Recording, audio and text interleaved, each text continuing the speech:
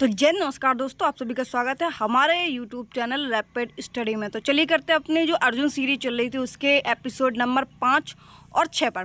ठीक है, तो इसका पहला क्वेश्चन है कि रणजीत सिंह गोल्ड कप का संबंध किस खेल से है। तो रणजीत सिंह गोल्ड कप जो है उसका संबंध किससे है, तो हॉकी से है। किससे है? हॉकी से है। अन्य जो कप हैं उनकी भी बात कर लेते हैं कि देवधर ट्रॉफी जो है और दिलीप ट्रॉफी और C K Naidu and Vijay Hazare and Irani cup, ये सभी किससे हैं। तो जो ये सभी जो कप या ट्रॉफी है ये किससे संबंधित है? क्रिकेट से है। किससे? क्रिकेट से। पोलो की बात कर लेते हैं तो पोलो से जो कप संबंध है वो राधा मोहन कप जो है, कौन सा? राधा मोहन कप जो है वो पोलो से संबंधित है। पोलो में कितने खिलाड़ी होते हैं? तो 4 खिलाड़ी पोलो में होते हैं। और वाटर पोलो में कितने होते हैं? तो वाटर पोलो में जो है 7 खिलाड़ी होते हैं। पोलो खेलते समय किस शासक की मृत्यु हुई थी? तो कुतुबुद्दीन ऐबक जो है पोलो को पहले पुरानी भाषा में चौगान भी कहते थे। क्या कहते थे? चौगान भी कहते थे। ठीक है, तो चौगान खेलते समय कौन से शासक की मृत्यु हुई थी? तो कुतुबुद्दीन ऐबक की मृत्यु जो है वो हो गई थी। ठीक है, फुटबॉल की बात कर लेते हैं कि देखो फुटबॉल खेलते समय क्या रखना चाहिए? संतोष रखना चाहिए। ठीक है, क्योंकि आपको दूर दूर फुटबॉल फेंकनी होगी है। कैसे? दूर। और रोवर्स का मतलब होता है मतलब रिपीट करना, एकदम गोल गोल गोल होकर हो जाती है। तो रोवर्स कप और यूरो, अगर बॉल आपको फुटबॉल खरीदना हो तो आपको यूरो में खरीदनी पड़ती है। ठीक है, एक ट्रिक बना रहे हैं हम अपने तरीके से। ठीक है, ऐसा कोई रियलिटी नहीं है इसमें। अगर आपको कोई भी चीज़ याद करनी हो तो आप उनको ट्रिक के द्वारा याद करने की कोशिश करें तो ज़्यादा दिनों तक याद रहता है और ज़्यादा अच्छे से याद रहता है। ठीक है, और शुभ्रोत जो कप है, शुभ्रत कप जो है ये भी किससे संबंधित है? फुटबॉल से संबंधित है। अभी जो क्वेश्चन पूछा था कि रणजीत सिंह गोल्ड कप किससे संबंधित है, देखो हॉकी से आ गया। इसके अलावा अगर आगा खा रंगास्वामी कप, सुल्तान अजलान, यानी कि जिसमें मुसलमानी नाम दिखे आपको, वो हॉकी में लगा सकते हैं आप। ठीक है, मुरुगप्पा गोल्ड कप, ये किससे संबंधित है? ये भी हॉकी से ही संबंधित है। अगला क्वेश्चन है कि अमृतसर की जो संधि है, कौन सी? अमृतसर की जो संधि है ये तो देखो सबसे पहले बता दें कि रणजीत सिंह ने की थी। कब और कब की थी? तो 1809 में अमृतसर की संधि राजा रणजीत सिंह ने इसको की थी। अगला सेकंड क्वेश्चन है कि किसी देश के सकल घरेलू उत्पाद अर्थव्यवस्था के विभिन्न क्षेत्रों अर्थात और किससे प्राप्त होती है? तो देखो विभिन्न क्षेत्र, जैसे कि विभिन्न क्षेत्र कौन कौन से आते हैं? देखो कृषि है, तो दूसरा औद्योगिक क्षेत्र है और तीसरा सेवा क्षेत्र है। ये सभी किस में आते हैं? तो ये सभी सकल घरेलू उत्पाद अर्थव्यवस्था में ये आते हैं क्षेत्र जो है। ठीक है, तो जो देश की सकल घरेलू उत्पाद अर्थव्यवस्था है वो कृषि क्षेत्र, औद्योगिक क्षेत्र और सेवा क्षेत्र, इन तीनों से ही अर्थव्यवस्था जो है वो किसी भी देश की सकल घरेलू उत्पाद अर्थव्यवस्था बनती है। ठीक है, जीडीपी क्या होता है? तो जीडीपी एक वर्ष में किसी देश की घरेलू सीमा के अंदर जो उत्पादित अंतिम वस्तु होती है और सेवा का मौद्रिक मूल्य जो है वही क्या कहलाता है? जीडीपी कहलाता है। एक वर्ष में अपने सिर्फ जैसे इंडिया है मान लो, ठीक है, इंडिया के अंदर जो भी चीज़ें हैं घरेलू सीमा के अंदर उत्पादित अंतिम वस्तुएं और सेवा का मौद्रिक मूल्य जीडीपी कहलाता है। भारत में सर्वाधिक रोजगार मिलता है, किससे मिलता है? तो सर्वाधिक जो रोजगार है वो कृषि से मिलता है। किससे मिलता है? कृषि से मिलता है। लेकिन इसका जीडीपी में सबसे कम योगदान है। किसका? कृषि का जो है वो जीडीपी में सबसे कम योगदान है, लेकिन जो रोजगार मिलता है वो कृषि में ही मिलता है। छिपी प्रच्छन्न बेरोजगारी के अंतर सीमांत उत्पादकता कितनी होती है? तो छिपी प्रच्छन्न बेरोजगारी के अंदर जो सीमांत उत्पादकता होती है वो 0 होती है। कितनी होती है? 0 होती है। जीडीपी में सर्वाधिक योगदान किसका है? देखो सबसे कम योगदान कृषि का है, तो सबसे ज़्यादा योगदान किसका होगा? तो ये सेवा क्षेत्र का होगा। ठीक है, किसी सकल घरेलू अर्थव्यवस्था की बात कर लें तो कृषि, सेवा क्षेत्र, ये सभी इसमें मिलकर बनाते हैं। ठीक है, किसी भी देश की सकल घरेलू अर्थव्यवस्था। भारत की 5वीं सबसे बड़ी अर्थव्यवस्था है, कौन सी? भारत जो है वो 5वीं सबसे बड़ी अर्थव्यवस्था मानी जाती है। और वैसे अगर जनसंख्या की दृष्टि से देखा जाए तो वैसे अभी प्रेजेंट टाइम में अगर आंकड़ा निकाला जाए तो भारत निकलेगा। ठीक है, लेकिन अगर ऑथेंटिक चीज़ों से जाते हैं, अगर पूछा जाए कि प्रेजेंट टाइम में सबसे ज़्यादा जनसंख्या किस देश की है तो अभी भी वो चीन ही माना जाएगा। ठीक है, और इसके बाद में भारत का क्षेत्रफल की दृष्टि से कौन सा स्थान है? तो 7वां स्थान है। कौन सा है? 7वां स्थान है। भारत की 5वीं सबसे बड़ी अर्थव्यवस्था है, कौन से? 5वें नंबर की अर्थव्यवस्था है। जीएनपी की बात कर लेते हैं। जीएनपी का पहले तो फुल फॉर्म जान लेते हैं हम, क्या है कि ग्रॉस नेशनल प्रोडक्ट जीएनपी का फुल फॉर्म है। जीडीपी का फुल फॉर्म क्या है? ग्रॉस डोमेस्टिक प्रोडक्ट जो है वो जीडीपी का फुल फॉर्म है। तो जीएनपी से जीडीपी किस प्रकार प्राप्त होती है? तो ये देखो, विदेश से जो प्राप्त आय होती है, यानी कि विदेश में कोई व्यक्ति अगर काम कर रहा है और वहाँ से अगर वो कोई पैसे भेज रहा है, और जीएनपी यानी कि ग्रॉस नेशनल प्रोडक्ट से उसको घटा देंगे, ठीक है। विदेश से कोई आय आई, उसको हम जीएनपी से घटा देंगे तो क्या निकल आएगी? जीडीपी निकल आएगी। क्या निकल आएगी? जीडीपी निकल आएगी। लेकिन एनडीपी से यानी कि नेट डोमेस्टिक प्रोडक्ट से जीडीपी किस तरीके से प्राप्त होती है? तो एनडीपी से जो जीडीपी है वो, जिसको हम शुद्ध घरेलू उत्पाद कहते हैं, तो मूल्यह्रास से किसको? मूल्यह्रास को हम एनडीपी से नेट डोमेस्टिक प्रोडक्ट को हम घटा देंगे तो हमारा जो जीडीपी है वो प्राप्त हो जाएगी। कैसे? जीएनपी, देखो जीएनपी से अगर जीडीपी प्राप्त करनी हो तो विदेश से आय को प्राप्त को जो है वो जीएनपी से घटा देंगे। देखो यहाँ पे जीएनपी से घटाएंगे क्योंकि जीएनपी से पूछा गया है, यहाँ एनडीपी पूछा गया है तो यहाँ एनडीपी से घटाएंगे। बस यहाँ पे ये याद रखेंगे कि जीएनपी है तो विदेश से आय प्राप्त को घटाएंगे, और यहाँ पर एनडीपी है तो यहाँ पे मूल्यह्रास को घटाएंगे, जिसको जिसावत भी कहते हैं। यंग बंगाल आंदोलन से जुड़ा है, तो यंग बंगाल आंदोलन से कौन सा जुड़ा है? हेनरी डेरोजियो जो है वो यंग बंगाल आंदोलन से जुड़ा हुआ है, ठीक है। जो पर्सन यंग, जो हेनरी डेरोजियो है जो, वो यंग बंगाल आंदोलन से जुड़ा हुआ है, ठीक है। विलियम्स जोन्स की बात कर लेते हैं, तो एशियाटिक सोसाइटी ऑफ बंगाल की स्थापना जो है वो 1784 में विलियम जोन्स के द्वारा होती है। किसके द्वारा? विलियम जोन्स के द्वारा एशियाटिक सोसाइटी ऑफ बंगाल की स्थापना 1784 में होती है। चार्ल्स वुड की बात कर लेते हैं, तो चार्ल्स वुड, अपन लोग जो आज की जो शिक्षा है वो प्राप्त करते हैं तो वो किसके द्वारा दी गई थी? तो वो चार्ल्स वुड ही हैं, जिन्होंने एक वुड डिस्पैच नाम का, यानी कि जो शिक्षा से संबंधित था, वुड डिस्पैच लॉन्च किया था। कब? 1854 में। कब? 1854 में आता है, जिसको आधुनिक शिक्षा का मैग्ना कार्टा कहा जाता है। वुड डिस्पैच को क्या कहा जाता है? वुड डिस्पैच को आधुनिक शिक्षा का मैग्ना कार्टा कहा जाता है। उस समय किसका कार्यकाल चल रहा था? तो डलहौजी का जो कार्यकाल है वो चल रहा था, ठीक है। संविधान के भाग 3 को क्या कहा जाता है? तो संविधान के भाग 3 को भारत का जो मैग्ना कार्टा है वो कहा जाता है, संविधान के भाग 3 को। राधाकांत देव की बात कर लेते हैं, तो राधाकांत देव जो है उन्होंने किसकी स्थापना की थी? तो धर्म सभा की स्थापना जो है वो 1830 में की थी। कब की थी? 1830 में धर्म सभा की स्थापना जो है वो राधाकांत के द्वारा की गई थी, ठीक है। अब आते हैं सबसे मोस्ट इम्पॉर्टेंट क्वेश्चन पर, जो कि आरपीएफ के लिए बहुत इंपॉर्टेंट है, ठीक है। आरपीएफ है या फिर एसएससी है, इनसे क्वेश्चन ये भी बनता है, अक्सर बनते हुए देखा है कि गैस का द्रव में परिवर्तित होते हुए बिना ठोस के परिवर्तन होना क्या कहलाता है? तो देखो इसके लिए हम पूरा एक चार्ट लेके आए हैं, ठीक है। तो सबसे पहले जानते हैं, सॉलिड से अगर हम लिक्विड में चेंज करते हैं, जैसे बर्फ़ है, बर्फ़ से अगर हम पानी बनाएंगे तो क्या होगा? गलन होगा। क्या होगा? गलन होगा। अगर हम लिक्विड से सॉलिड में बनाएंगे, यानी कि पानी से अगर हम बर्फ़ में परिवर्तन करेंगे उसको, तो वो क्या कहलाएगा? वो कहलाएगा जमना। क्या कहलाएगा? जमना। इसी प्रकार अगर सॉलिड से गैस, जैसे कि कपूर को अगर हम जलाते हैं, सॉलिड है कपूर, अगर उसको हम डायरेक्ट गैस में परिवर्तन करेंगे तो क्या होगा? तो ऊर्ध्वपातन होता है। क्या होता है? ऊर्ध्वपातन होता है। और गैस से सॉलिड में अगर हम कन्वर्ट करते हैं, किससे? गैस से सॉलिड में अगर हम परिवर्तन करते हैं तो निक्षेपण कहलाता है। क्या कहलाता है? निक्षेपण कहलाता है। इसी प्रकार अगर गैस से लिक्विड में परिवर्तन करते हैं,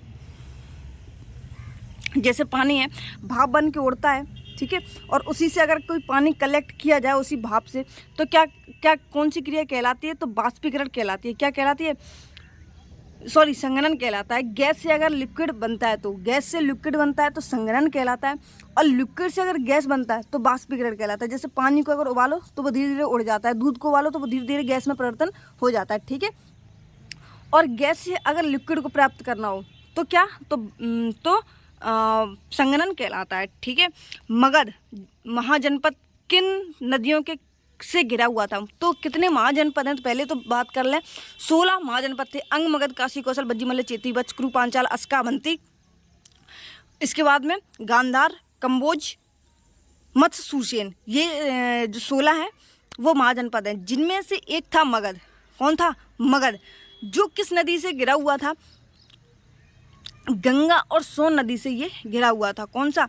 जो मगध जनपद है ये गंगा और सोन नदी से जुड़ा होता है। देखो सोन नदी गंगा की ही ट्रिब्यूटरी है, यानी कि गंगा की ही सहायक नदी है, जो कि कहाँ से निकलती है? सोन नदी का उद्गम स्थल जो है वो अमरकंटक की पहाड़ी एमपी से निकलती है। कहाँ से? सोन नदी जो है वो अमरकंटक की एमपी से निकलती है। अवध के नज़दीक कौन सी नदियाँ थीं? तो अवध भी एक महाजनपद है, महाजनपद में ही आता है, ठीक है, जो कि रामगंगा और गोमती इसके बगल नज़दीक थी। तो अगर गोमती नदी गोमती नदी के किनारे कौन सा शहर बसा हुआ है? तो बात कर ले तो कौन सा? लखनऊ किस नदी के किनारे बसा हुआ है? तो गोमती नदी के किनारे बसा हुआ है। रिहंद बांध की बात कर लेते हैं, तो रिहंद बांध जो है, रिहंद बांध सोन नदी पर ही स्थित है, ठीक है। किसी नदी के ऊपर सबसे पुराना पुल कौन सा पुल है? देखो बिहार में एक पुल बना हुआ है कोयलेवर। कौन सा? कोयलेवर जो पुल है वो सोन नदी पर बना हुआ है, जो कि सबसे पुराना पुल है, ठीक है। और ये कहाँ बना हुआ है? ये बिहार में बना हुआ है। असमक, कौन सी? असमक, ये भी 16 महाजनपदों में से एक महाजनपद है, जो कि दक्षिण का सबसे एकमात्र है। कौन सा? दक्षिण का एकमात्र है। कौन सा? असमक, ठीक है। ये किस नदी के किनारे है? तो गोदावरी नदी के किनारे ये स्थित है, ठीक है। कौन सा? असमक महाजनपद। और जिसकी राजधानी कौन सी है? तो पोतली इसकी राजधानी है। भारत में जनगणना पहली बार कब हुई थी? तो भारत में जो जनगणना है वो 1872 में लॉर्ड मेयो के कार्यकाल में होती है। कब होती है? 1872 में लॉर्ड मेयो के कार्यकाल में होती है, जो कि निरंतरता रूप से 1881 में इसकी प्रत्येक 10 वर्ष बाद ये शुरू हो जाती है। कब? शुरुआत तो इसकी 1872 से होती है लॉर्ड मेयो के कार्यकाल में, लेकिन 1881 से लगातार, यानी कि हर 10 वर्ष बाद लॉर्ड रिपन के कार्यकाल में 1881 में ये होती है, ठीक है, लगातार हर प्रत्येक 10 वर्ष में। लॉर्ड कैनिंग की बात कर लेते हैं, तो लॉर्ड कैनिंग किससे संबंधित है? देखो लॉर्ड कैनिंग के कार्यकाल में 1857 में ईस्ट इंडिया कंपनी का जो है वो अंत हो गया था। कब? 1857 में लॉर्ड कैनिंग के कार्यकाल में ईस्ट इंडिया कंपनी का जो है अंत हो चुका था। भारत के जो पहले वायसराय थे वो लॉर्ड कैनिंग ही थे। कौन? भारत के पहले वायसराय जो है वो लॉर्ड कैनिंग थे। लॉर्ड कैनिंग ने ही क्या किया था? घोषणा पत्र को इलाहाबाद में पढ़ा था। कहाँ पर? घोषणा पत्र को इलाहाबाद में पढ़ा था। 1858 एक्ट द्वारा भारत सचिव का पद इन्होंने ही जोड़ा था। कब? 1858 के एक्ट के द्वारा इन्होंने भारत सचिव का जो पद है लॉर्ड कैनिंग ने ही जोड़ा था, ठीक है। बेलेजली की बात कर लेते हैं, तो सहायक संधि जो है, सहायक संधि किसके द्वारा शुरू की गई? तो बेलेजली के ही द्वारा शुरू की गई। और पहली सहायक संधि जो है वो हैदराबाद में हुई थी, इनके द्वारा, बेलेजली के ही द्वारा। पहली सहायक संधि है वो बेलेजली के ही द्वारा की गई, और पहली सहायक संधि भी इनके ही द्वारा 1798 में हैदराबाद की संधि जो है वो इनके द्वारा की गई, बेलेजली के द्वारा, ठीक है। इसकी PDF आपको हमारे टेलीग्राम चैनल पर मिल जाएगी, जिसकी लिंक आपको डिस्क्रिप्शन बॉक्स में दे रखी है। आप जाकर एक बार ज़रूर विजिट कर लेना कि उस पर हमने PDF डाली है या फिर नहीं डाली है। और इसका सेट आप सभी को पता है कि जब 2 सेट हो जाते हैं उसके बाद में ही हम इसको अपलोड करते हैं, ठीक है। तो थोड़ा सब्र किया करो, तुरंत PDF जो है वो नहीं डाल सकते, क्योंकि हमें भी थोड़ा बहुत काम होता है, हमें भी अपनी पढ़ाई करनी होती है, ठीक है। उसके बाद में हम ये जो PDF है उसको बना के, वीडियो एडिटिंग काफ़ी टाइम लगता है इसमें भी, ठीक है।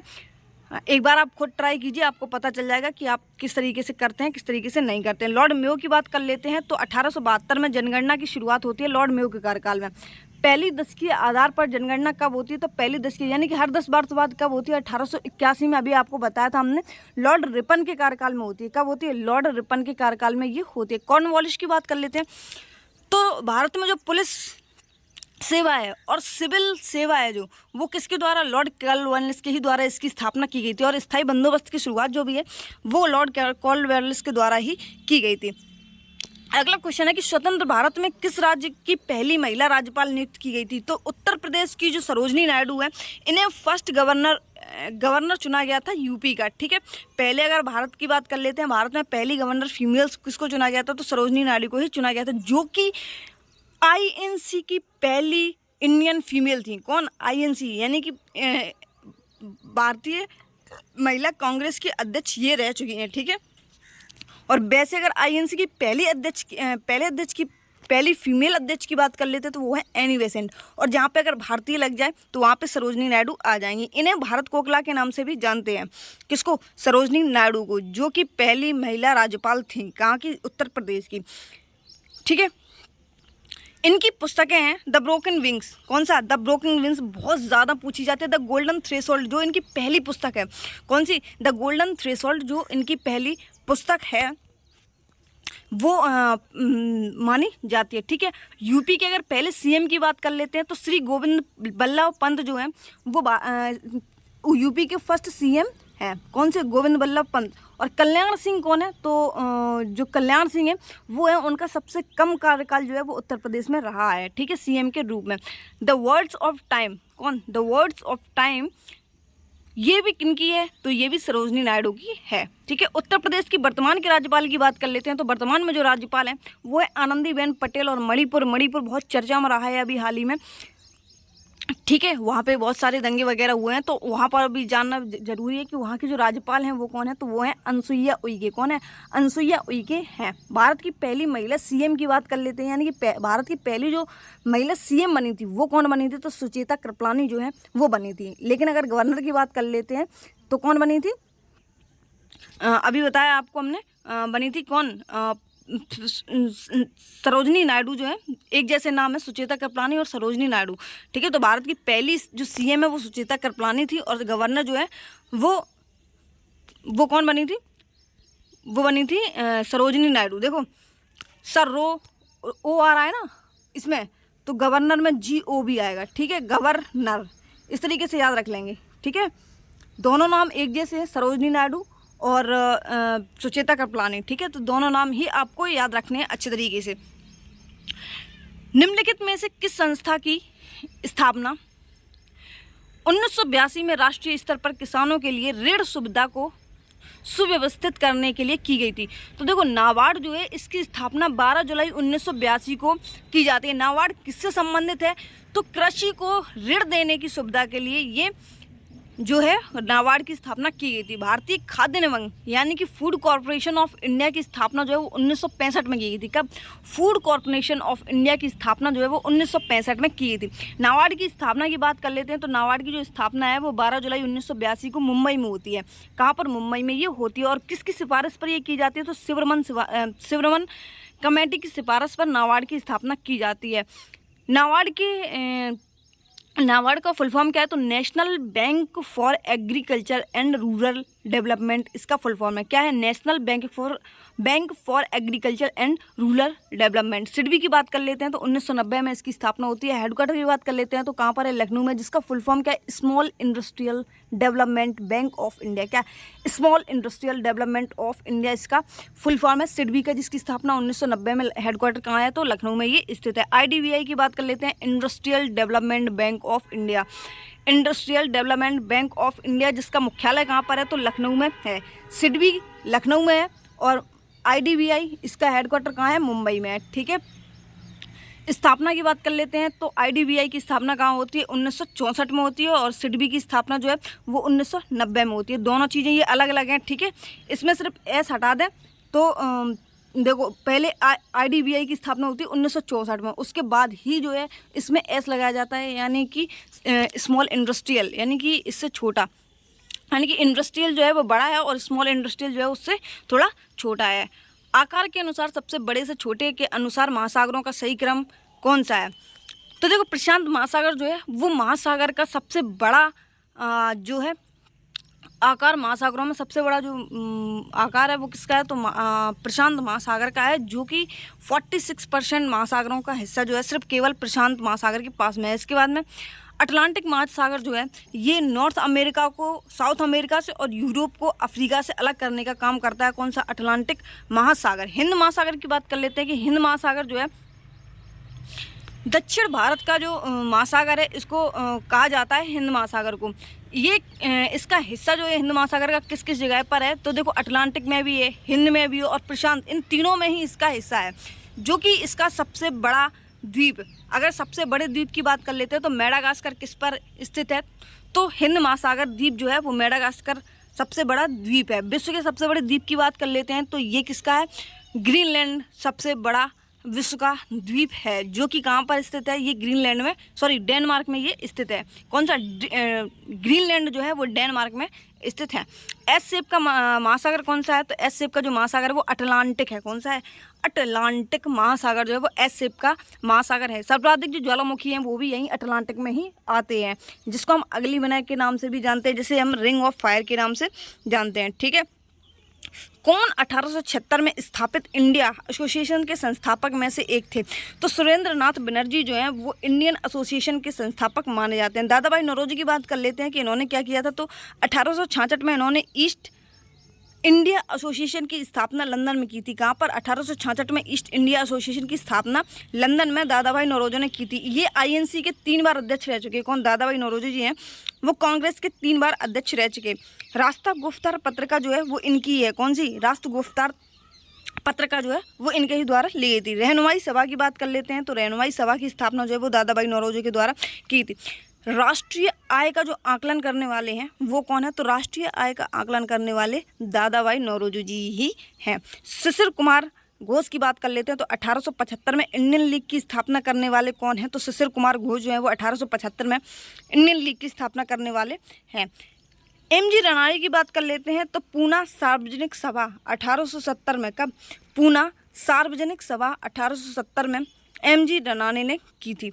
प्रार्थना समाज की स्थापना की बात कर लेते हैं। तो प्रार्थना समाज की जो स्थापना है वो एमजी रनाड़े और आत्माराम पांडुरंग के साथ मिलकर प्रार्थना समाज की स्थापना, और एमजी रनाड़े और आत्माराम पांडुरंग इनके द्वारा मिलकर 1867 में, कब? 1867 में प्रार्थना समाज की स्थापना होती है। ठीक है।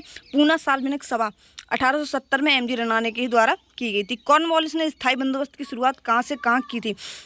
तो कॉर्नवालिस ने जो स्थायी बंदोबस्त की शुरुआत है वो बंगाल से बिहार की थी। कब? कहाँ से कहाँ की थी? बंगाल और बिहार से इन्होंने स्थायी बंदोबस्त की शुरुआत जो है वो की थी। किसने? लॉर्ड कॉर्नवालिस ने।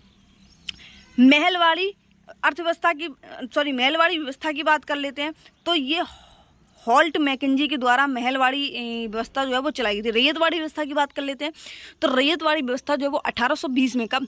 1820 में ये रीड एंड मुनरो दोनों के द्वारा चलाई गई थी। किसके? रीड एंड मुनरो के द्वारा रैयतवाड़ी व्यवस्था 1820 में चलाई गई थी। ये किससे संबंधित थी? तो ये किसानों से रिलेटेड थी। किससे? किसानों से ये रिलेटेड थी। स्थायी बंदोबस्त की बात कर लेते हैं। तो 1793 में स्थायी बंदोबस्त जो है वो लॉर्ड कॉर्नवालिस के द्वारा, किसके? कॉर्नवालिस के द्वारा चलाई गई थी। और ये कौन थी? तो ये जमींदारी व्यवस्था थी। द ग्रेट इंडियन नॉवेल, कौन सा? द ग्रेट इंडियन नॉवेल किसके द्वारा लिखा गया है? तो द ग्रेट इंडियन नॉवेल है जिसमें उन्होंने अपने व्यंग्य उपन्यास के लिए महाभारत को एक फ्रेमवर्क के रूप में लिया है। तो देखो, द ग्रेट इंडियन नॉवेल जो है वो किसके द्वारा लिखा गया है जिसमें भारत को एक फ्रेमवर्क के रूप में लिया गया है? तो शशि थरूर ने लिखा है। किसने? शशि थरूर, जो कि बहुत फेमस पर्सनैलिटी है। ठीक है। इनके द्वारा द ग्रेट इंडियन नॉवेल जो है वो इनके द्वारा लिखा गया है। कौन सा? द ग्रेट इंडियन नॉवेल इनके ही द्वारा लिखा गया है। किसके? शशि थरूर के द्वारा। An era of darkness why I am Hindu, ये बहुत फेमस है। कौन सी? An era of darkness and why I am Hindu, ये भी किसके द्वारा है? तो शशि थरूर के द्वारा ही। और ये बहुत ज़्यादा पूछी जाती है एसएससी के द्वारा। कोई भी एग्जाम हो, ये बुक तो सबसे ज़्यादा पूछी गई है। ठीक है। An era of darkness and why am Hindu. India divided की बात कर लेते हैं। तो डॉक्टर राजेंद्र प्रसाद जो है इंडिया डिवाइडेड पुस्तक के लेखक हैं। और डॉक्टर राजेंद्र प्रसाद जो है वो संविधान सभा में स्थायी अध्यक्ष के रूप में इनको चुना गया था। ठीक है। और डॉक्टर राजेंद्र प्रसाद जो है वो भारत के फर्स्ट प्रेसिडेंट ऑफ इंडिया रह चुके हैं। सुभाष चंद्र बोस की बात कर लेते हैं। तो सुभाष चंद्र बोस के द्वारा कौन सी पुस्तक लिखी गई? तो इंडियन स्ट्रगल जो है वो इनके ही द्वारा लिखी गई, सुभाष चंद्र बोस के द्वारा। मुदियट्टू या फिर सदियों पुराने अनुष्ठान नाटक को 2010 में यूनेस्को ने मानवता की अमूर्त संस्कृति विरासत के रूप में मान्यता दी। यह किस राज्य से संबंधित है? तो मुदियट्टू, जहाँ पे डबल टा लगा हो, वो किससे संबंधित है? तो हमेशा वो 99% जो है वो केरल से संबंधित होगा। किससे? जब भी किसी नाटक में डबल टा लगा मिल जाए आपको, तो वहाँ पे आप, अगर ऑप्शन में आपको केरल मिल रहा है तो आप केरल लगा के आ सकते हैं। आपके 98% रहते हैं कि आपके जो सही आंसर है वो मिल जाएगा। तो मुदियट्टू को 2010 में अमूर्त संस्कृति विरासत में यूनेस्को में इसको 2010 में जोड़ दिया गया था मुदियट्टू को। ठीक है। वर्तमान में यूनेस्को अमूर्त संस्कृति विरासत कितनी है? तो वर्तमान में यूनेस्को में अमूर्त संस्कृति विरासत 15 है। कितनी है? 15 है। 15वीं कौन सी है? तो गुजरात का जो गरबा नृत्य है। कौन सा? गुजरात का जो गरबा नृत्य है वो 15 नंबर की अमूर्त संस्कृत विरासत में स्थित है। और 14वें नंबर का कौन सा है? तो 14वें नंबर का दुर्गा पूजा है, जो कि पश्चिम बंगाल में सबसे ज़्यादा मनाया जाता है। वैसे आज की डेट में इन सभी चीज़ें जो है, जैसे गरबा कहाँ है तो गुजरात में, दुर्गा पूजा कहाँ है पश्चिम बंगाल में, ये सभी चीज़ें पता रहती हैं सबको। कालबेलिया जो कि राजस्थान का है, कहाँ का? राजस्थान का है। इसको कब जोड़ा गया था यूनेस्को की अमूर्त संस्कृति विरासत में? तो ये 2010 में इसको जोड़ा गया था। ठीक है। कालबेलिया से संबंधित एक बहुत फेमस पर्सनैलिटी है जिनका नाम है गुलाब सपोरा। ये बहुत प्रसिद्ध नर्तकी हैं कालबेलिया की। कौन? गुलाब सपोरा। संकीर्तन कहाँ का है? तो संकीर्तन जो है वो मणिपुर का है। कुंभ मेला कहाँ लगता है? आप बताएंगे कि कहाँ लगता है? 4 जगह पे लगता है, नासिक, हरिद्वार, उज्जैन और प्रयागराज। कहाँ पर? नासिक, हरिद्वार, उज्जैन और प्रयागराज में कुंभ मेला जो है वो 4 जगह पे लगता है। रम्मड़ की बात कर लेते हैं तो रम्मड़ कहाँ पे लगता है? ये उत्तराखंड में लगता है। कहाँ पर? उत्तराखंड में ये लगता है। एपिसोड 6 पे आ जाते हैं। तो एपिसोड 6 जो है जिसका पहला क्वेश्चन है कि 1920 के दशक में इको ट्रैफिक इंटरैक्शन की उस विशिष्ट आकृति का वर्णन करने वाला पहला पारिस्थितिकीवाद कौन था जिसे उन्होंने संख्या का पिरामिड कहा था? तो संख्या का पिरामिड किसने कहा था? तो चार्ल्स एल्टन ने संख्या का पिरामिड कहा था। ठीक है, किसको? इको ट्रैफिक इंटरजेक्शन को। ठीक है, इसके बाद में पारिस्थितिक तंत्र होता क्या है, यानी कि इस इकोसिस्टम क्या होता है? देखो, शब्द देने वाला कौन था इसको, इकोसिस्टम को? तो एजी टेंसले जो था, एजी टेंसले, कौन? एजी टेंसले जो था वो इकोसिस्टम शब्द देने वाला पर्सन था। इकोलॉजी की बात कर लेते हैं तो इकोलॉजी शब्द देने वाला कौन था? तो अर्नेस्ट हैकेल जो था। कौन से? अर्नेस्ट हैकेल जो है वो इकोलॉजी के शब्द देने वाले थे।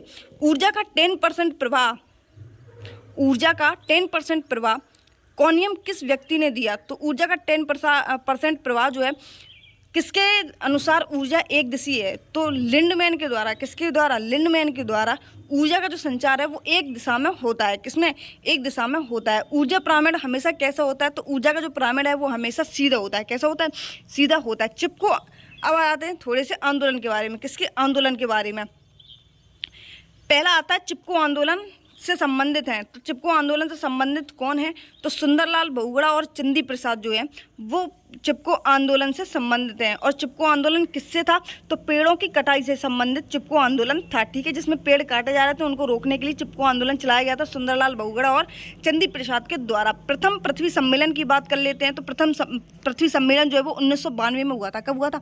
1992 में पहला पृथ्वी सम्मेलन हुआ था। नर्मदा बचाओ आंदोलन से कौन सी पर्सनैलिटी संबंधित है? तो मेधा पाटेकर जो है वो नर्मदा बचाओ आंदोलन से ये संबंधित हैं। बाघ परियोजना 1973 में आती है। कब? 1973 में आती है। वाइल्ड लाइफ प्रोटेक्शन एक्ट जो है वो 1972 में आता है। वन्यजीव संरक्षण अधिनियम जो है वो 1972 में आता है और बाघ परियोजना जो है वो 1973 में आती है। मॉन्ट्रियल प्रोटोकॉल की बात कर लेते हैं जो कि ओजोन परत से संरक्षण है, जिसका ओजोन परत संरक्षण से संबंधित है मॉन्ट्रियल प्रोटोकॉल का, जो कि 16 सितंबर 1987 में ये आती है। कब? 16 सितंबर 1987 में मॉन्ट्रियल प्रोटोकॉल की स्थापना की जाती है जिसमें ओजोन परत संरक्षण से संबंधित है। हाथी परियोजना की बात कर लेते हैं तो हाथी परियोजना कब है?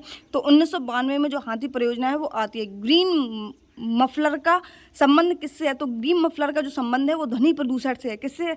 ध्वनि प्रदूषण से है कि 80 डेसिबल, यानी कि जो अपने ध्वनि की जो इकाई होती है उसको हम डेसिबल कहते हैं। तो 80 डेसिबल से ऊपर अगर है तो वो ध्वनि प्रदूषण में माना जाएगा। ठीक है, और इसका संबंध किससे है? तो ग्रीन मफलर से इसका संबंध है।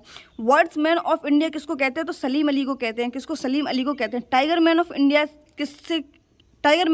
को किसको जानते हैं? तो कैलाश शांतिकाल को जानते हैं। किसको? कैलाश शांतिकाल को इसे जानते हैं। वाटरमैन ऑफ इंडिया के नाम से किसको जानते हैं? तो डॉक्टर राजेंद्र प्रसाद को जानते हैं। किसको? डॉक्टर राजेंद्र प्रसाद से वाटरमैन ऑफ इंडिया के नाम से जानते हैं। शास्त्रीय नृत्य और नृतक का सही क्रम की बात कर लेते हैं तो देखो, भारत में जो शास्त्रीय नृत्य हैं कौन से स्टेट का कौन सा है वो आप एक बार देख लेंगे। ठीक है, अगर मुझे टाइम मिला स्टैटिक के लिए तो स्टैटिक की जो वीडियो है पूरी PDF तो मेरे पास है, लेकिन उसको बनाने में लगभग 130 पेज हैं। 130 पेज को अगर हम वीडियो बनाएंगे ना तो लगभग 4 से 5 घंटे उसको लग जाएंगे। तो अगर मुझे टाइम मिलेगा तो हम 1-1 घंटे करके उसको वीडियो को जो है वो डालने की कोशिश करेंगे। ठीक है, जो कि नवीन सर की है। ठीक है, अगर आपको वीडियो अच्छा लगता है तो चैनल को सब्सक्राइब एंड वीडियो को लाइक जरूर कर देना एंड एक शेयर जरूर कर देना अपने दोस्तों तक। और टेलीग्राम चैनल से जुड़ना बिल्कुल भी मत भूलना, क्योंकि उस पर आने वाली अपडेट को भी हम डेली के डेली अपडेट करते हैं। क्योंकि यूट्यूब पे बार बार उसी चीज़ के बारे में वीडियो बनाना मुझे सही नहीं लगता है। ऑथेंटिक लगता है तो वीडियो बनाते हैं, अगर नहीं लगता है तो बिल्कुल नहीं बनाते हैं। ठीक है, चीज़ें सही होती हैं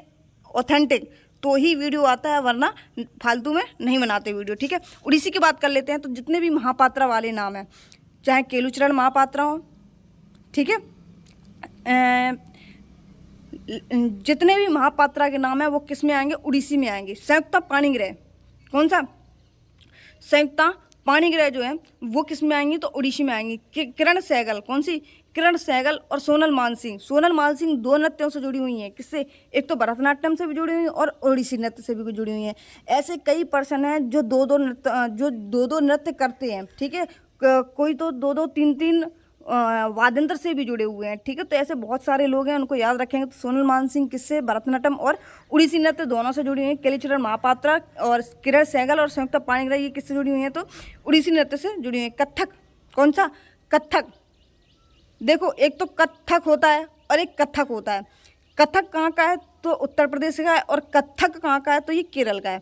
जैसे कथक से जहाँ भी महाराज लगा मिल जाए 98% आपको वो कथक से रिलेटेड मिलेंगे, चाहे पंडित बिरजू महाराज हों, शंभू महाराज हों, सितारा देवी हैं, रोशन आरा हैं, शंभू महाराज हैं, ठीक है। जितने भी महाराज से रिलेटेड मिले आपको कथक में सीधा आपको जाना है, जो कि केरल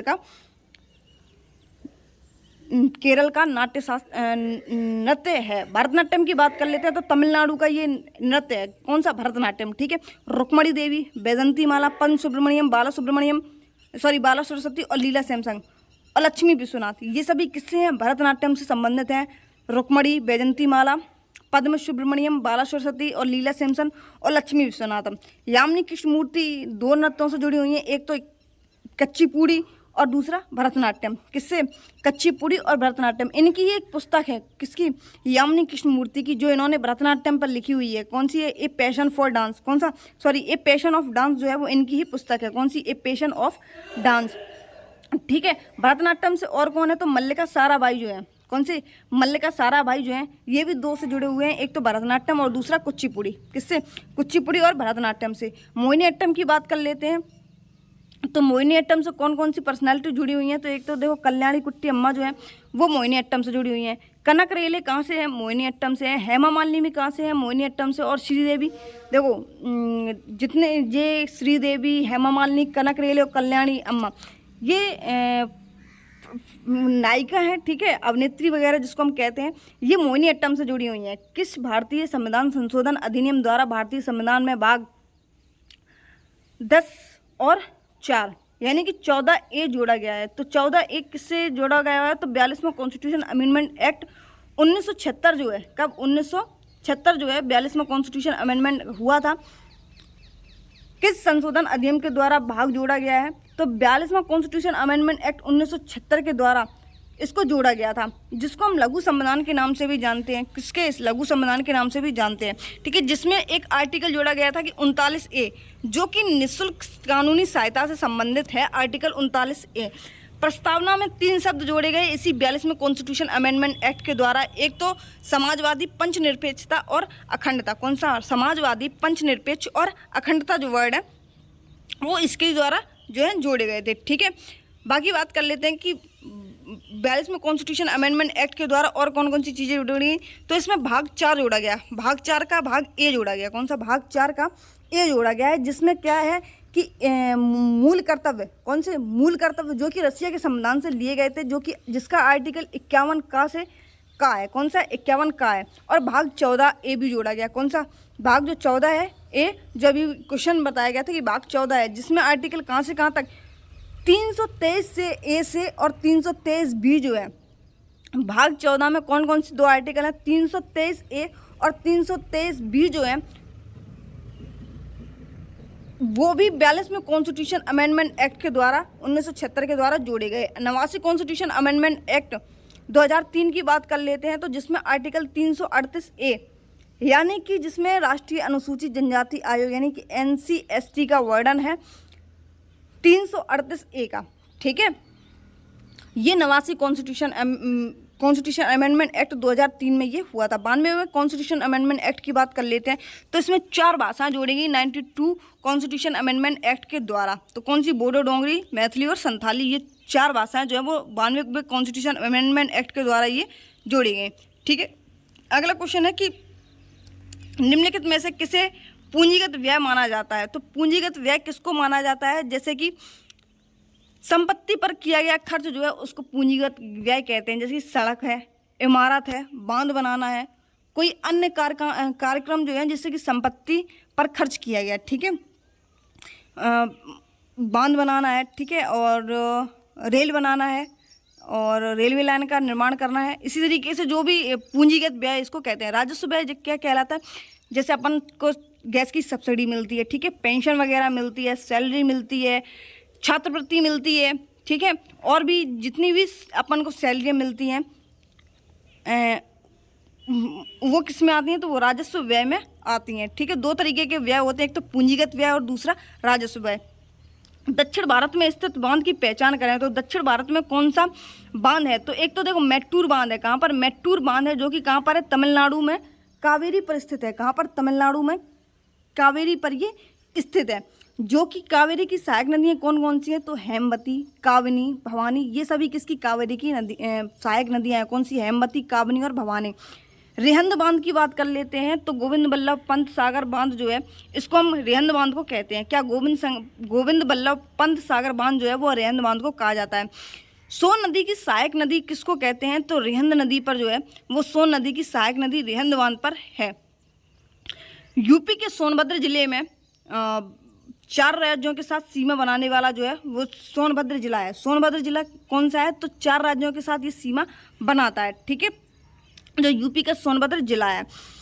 भारत की सबसे बड़ी कृत्रिम झील जो है वो रिहंद बांध है। कौन सी? रिहंद बांध जो है वो भारत की सबसे बड़ी कृत्रिम झील है। पोंग बांध की बात कर लेते हैं तो पोंग बांध जो है वो ब्यास नदी पर हिमाचल प्रदेश के तलवार जिले में स्थित है। कौन से? तलवारा जिले में ये स्थित है पोंग बांध।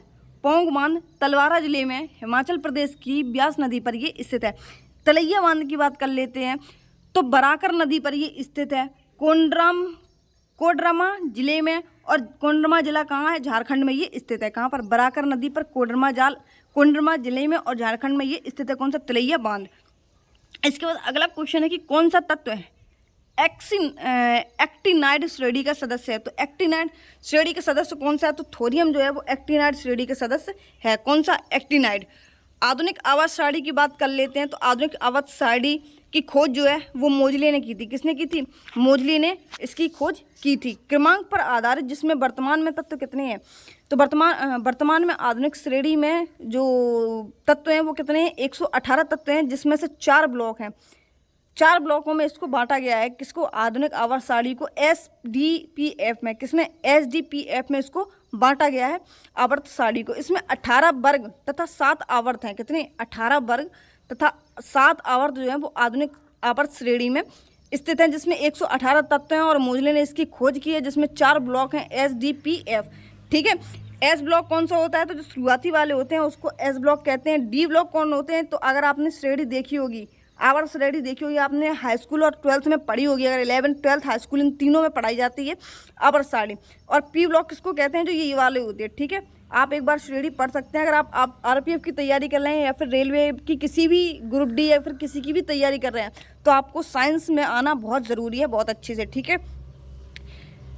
लेंथेनियम की बात कर लेते हैं तो लेंथेनियम जो है वो 57 से 71 तक है और एक्टिनियम जो है, कौन सा? एक्टिनियम 89 से 103 में आते हैं, जो कि F ब्लॉक में आते हैं। नीचे और 2 लाइनें आपको खिंची हुई मिलेंगी इस तरीके से, ठीक है। कुछ यहाँ पे तत्व मिलेंगे, कुछ यहाँ पे तत्व मिलेंगे। टोटल इनकी संख्या होती है 118, जिसमें 8 वर्ग तथा 18 वर्ग और 7 आवर्त होते हैं, ठीक है। कितने? 18 वर्ग और 7 आवर्त होते हैं। थोरियम की बात कर लेते हैं तो थोरियम को जो परमाणु संख्या है वो कितनी है? तो थोरियम की जो परमाणु संख्या है वो 19 है। कितनी है? 19 है। ये केरल के मोनोजाइट मृदा में पाया जाता है। थोरियम जो है वो किस में पाया जाता है? केरल की जो मोनोजाइट मृदा है उसमें थोरियम पाया जाता है, जिसकी परमाणु संख्या 90 है। कोई धन विधेयक है या अथवा नहीं है? इसका किसके द्वारा समर्थन होता है? तो लोकसभा अध्यक्ष जो होते हैं वो बताते हैं कि कोई धन विधेयक है या नहीं है, ठीक है। विपक्ष नेता अभी प्रेजेंट टाइम में कौन बने हैं? तो राहुल गांधी जो हैं वो लोकसभा के विपक्ष नेता जो है वो बन चुके हैं, जो कि कहाँ से हैं? रायबरेली से MP हैं। कहाँ से हैं? रायबरेली से ये MP हैं राहुल गांधी। प्रोटेम स्पीकर की बात कर लेते हैं तो प्रोटेम स्पीकर कौन है? तो भरत हरी मेहताब जो है, जो कि कटक उड़ीसा से MP है। कहाँ से? कटक उड़ीसा से MP है, जो कि प्रोटेम स्पीकर हैं भरत हरी मेहताब, ठीक है। लोकसभा अध्यक्ष की बात कर लेते हैं तो लोकसभा अध्यक्ष जो अभी विपक्ष में इनके कौन खड़े हुए थे? तो राहुल गांधी जो हैं वो खड़े हुए थे, जो कि ओम बिरला हैं। तो ओम बिरला कहाँ से MP हैं? तो कोटा बूंदी से ये MP हैं। कौन से? कोटा बूंदी से ये MP हैं। अब तक कितनी बार लोकसभा चुनाव हुए? तो अब तक 4 बार लोकसभा चुनाव हुए। तो पहले हुए थे 1952 में। कब हुए थे? 1952 में हुए थे। इसके बाद में जो है 1967 में हुए, फिर 1976 में हुए, और इसके बाद में 2024 में अभी लोकसभा चुनाव जो है वो हुए हैं, जिसमें ओम बिरला जो है वो अध्यक्ष, जो ओम बिरला हैं वो लोकसभा के अध्यक्ष चुने गए हैं। ठीक है, और पहली बार जो लोकसभा के अध्यक्ष हैं वो कौन चुने गए थे? तो जीवी मामलंकर जो है वो चुने गए थे। ठीक है, संयुक्त बैठक किस मुद्दे पर नहीं की जा सकती? तो संयुक्त बैठक जो है जिसका आर्टिकल 108 है, कौन सा? 108 है, जो कि राष्ट्रपति के द्वारा बुलाई जाती है। कौन सी संयुक्त बैठक जो है वो राष्ट्रपति के ही द्वारा बुलाई जाती है, लेकिन राष्ट्रपति ही उसमें जो है वो बोल नहीं सकता। ठीक है, और किस मुद्दे पर नहीं की जा सकती? तो देखो, एक तो संविधान संशोधन के बिल पर संयुक्त बैठक नहीं कराई जा सकती, यानी कॉन्स्टिट्यूशन अमेंडमेंट एक्ट अगर करना हो तो इस पर संयुक्त बैठक नहीं बुला सकते, और ना ही धन विधेयक पर इसको बुला सकते हैं। किस पर संयुक्त बैठक अगर करनी है तो ना ही तो धन विधेयक होना चाहिए और ना ही कोई भी संविधान संशोधन होना चाहिए। बैडमिंटन के नेट फुट की ऊंचाई कितनी होती है? तो बैडमिंटन जो है इसके नेट की ऊंचाई जो है वो 5.1 फीट होती है। कितनी? 5.1 फीट जो है वो इसकी ऊंचाई होती है। क्रिकेट स्टंप की ऊंचाई की बात कर लेते हैं। पहले आ जाता है कि बैडमिंटन कोर्ट की लंबाई और चौड़ाई कितनी है? तो बैडमिंटन कोर्ट की जो लंबाई और चौड़ाई है वो कितनी मानी जाती है? तो 13.40 बाई 5.18 इसकी जो मीटर जो चौड़ाई है इसकी मानी जाती है बैडमिंटन कोर्ट की। ठीक है, इसके बाद में क्रिकेट स्टंप की ऊंचाई कितनी होती है? तो क्रिकेट स्टंप की ऊंचाई जो है कितनी मानी जाती है इसकी ऊंचाई? तो देखो 28 इंच जो है, 28 इंच कितनी, एक मिनट, 28 इंच या फिर 71.12 सेंटीमीटर। कितनी? 28 इंच या फिर 71-12 सेंटीमीटर इसको हम मान सकते हैं। ठीक है, किसको? क्रिकेट स्टंप की ऊंचाई 71.12 सेंटीमीटर या फिर 28 इंच इसको मान सकते हैं। 6th खेलो इंडिया यूथ गेम्स, कौन सा?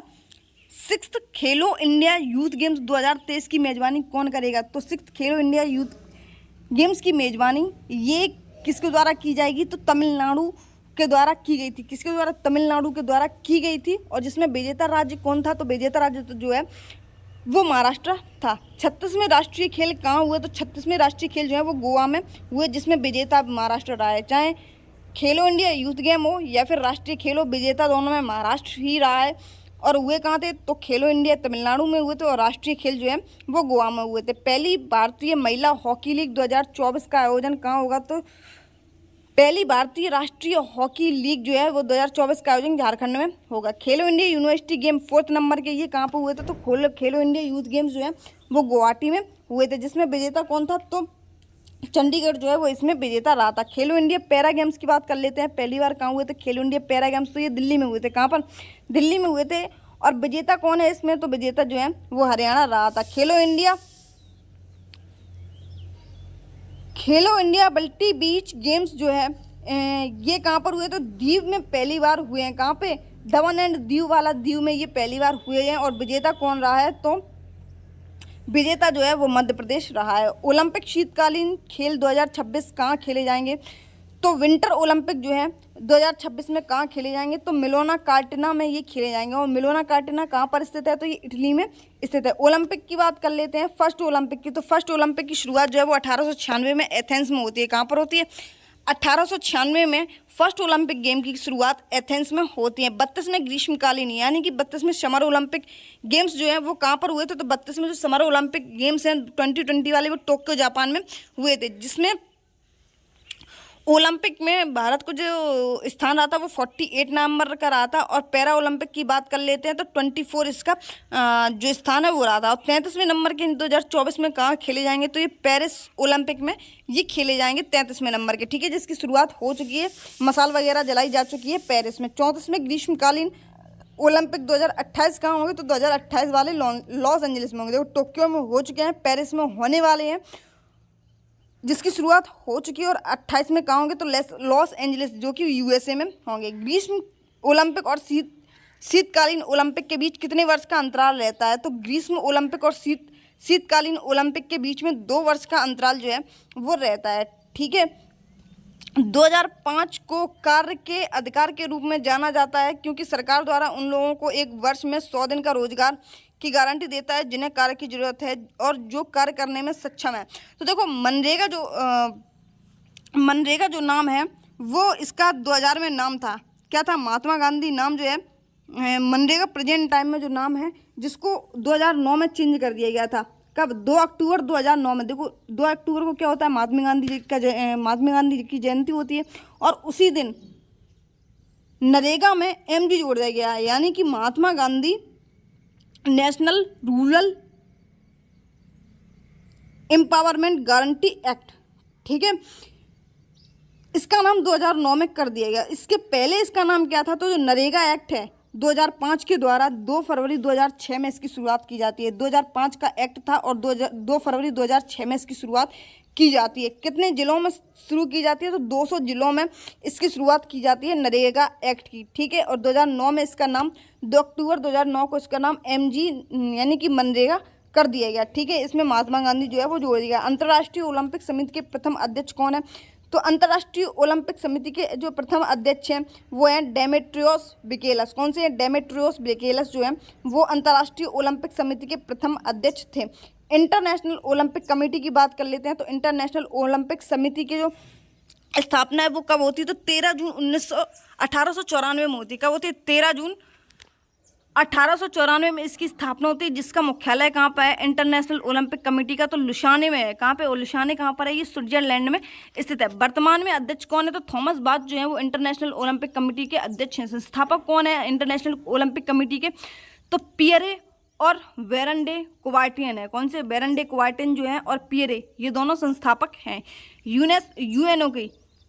यूएनओ के पहले महासचिव कौन है? तो ट्रिगवेली है। कौन है? यूएनओ को महासचिव जो है वो ट्रिगवेली हैं। यूएनओ की स्थापना कब होती है? तो 24 अक्टूबर 1945 को यूनाइटेड नेशंस ऑर्गेनाइजेशन की स्थापना होती है। ठीक है, कितने ग्रह स्थलीय ग्रह हैं? तो 4 ग्रह जो हैं वो स्थलीय ग्रह माने जाते हैं। देखो 4 आंतरिक होते हैं और 4 पार्श्विक और 4 स्थलीय ग्रह। इनको 4 ही होते हैं, चाहे आंतरिक कह दो, चाहे पार्थिविक कह दो या फिर स्थलीय ग्रह कह दो। जैसे बुसुप्रम, इस एक शॉर्ट ट्रिक बनाइए, बुसुप्रम।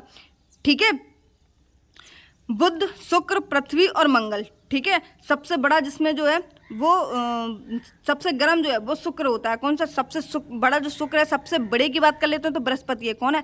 सबसे बड़ा जो है वो बृहस्पति है। और सबसे गर्म ग्रह कौन सा है? तो शुक्र है। पृथ्वी की बहनें की बात कर लेते हैं तो बुध और शुक्र दोनों ये पृथ्वी की बहनें मानी जाती हैं। पृथ्वी को क्या कहते हैं? नीले ग्रह के नाम से जानते हैं। ठीक है, पशु वसा और वनस्पति तेलों में कौन सा अम्ल होता है? तो पशु वसा और वनस्पति तेलों में कौन सा अम्ल पाया जाता है? तो ब्यूट्रिक अम्ल जो है वो वसा और वनस्पति तेलों में पाया जाता है। पशु वसा जो है जिसको हम ब्यूट्रिक अम्ल के नाम से जानते हैं वो क्या होता है? मक्खन जो होता है। पशु में जो वसा है वो मक्खन में होता है। किसमें होता है? मक्खन में। टमाटर बीज वाले में क्या होता है?